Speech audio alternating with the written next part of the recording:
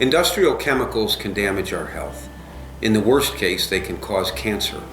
Many of the cases that we have here at the Collins Law Firm involve chemicals that are known or suspected to be human carcinogens, in other words, cancer causers. What I'd like to do with you here for just a couple of minutes is to go through those chemicals most prominently polluting our society, our homes, our neighborhoods, and our water supplies, and tell you what science is telling us currently about the kinds of cancers they cause. Now, what I'm going to mention here are just the most prominent cancers associated with certain industrial chemicals. Other kinds of cancers might well be linked to them as well.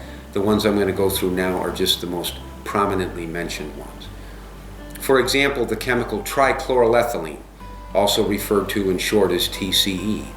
In the medical science, in the medical literature, it's disclosed to cause kidney cancer, liver cancer, non-Hodgkin's lymphoma, leukemia, multiple myeloma, and cervical cancer. A related chemical is perchloroethylene, sometimes called tetrachloroethylene, or in short PCE. It's associated in the medical literature with bladder cancer, non-Hodgkin's lymphoma, and multiple myeloma. TCE and PCE are found in many of the contaminated sites and communities that we deal with here at the Collins Law Firm.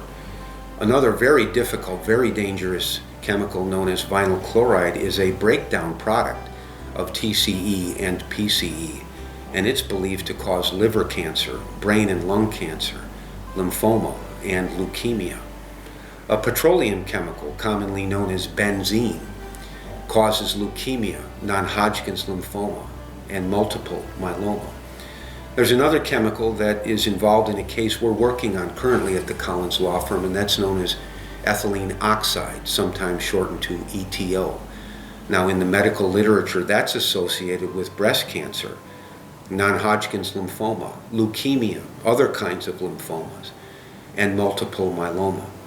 Glyphosate, another chemical, very dangerous, which is found in a product commonly known as Roundup, used by gardeners and farmers, is believed to cause non-Hodgkin's lymphoma. A family of chemicals known as nitrates can cause bladder and ovarian cancers. Another family of chemicals known as PFOAs is associated with testicular and kidney cancers. And we're all familiar with, we've heard about asbestos.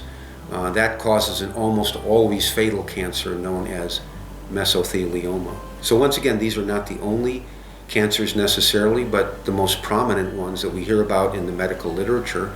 The other thing that's important to say is that just because you've unfortunately contracted one of those kinds of cancers, or a loved one has, doesn't mean that it necessarily came from exposure to one of those kinds of chemicals.